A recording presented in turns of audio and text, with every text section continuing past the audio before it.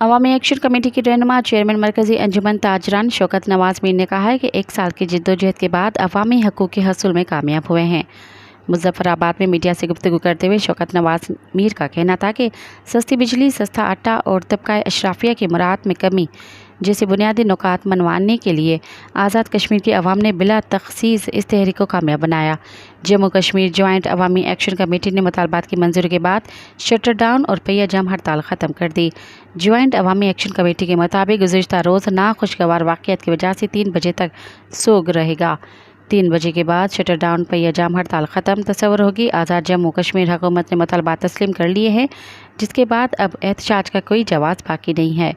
दारुल हुकूमत से काफ़िले वापस घरों को रवाना होने लगे। मज़ीद ख़बरन ऐं तफ़सीलात लाइ विज़िट कयो असांजी वेबसाइट www.awamiNewsHD.com ऐं ॾिसंदा रहो अवामी न्यूज़ HD।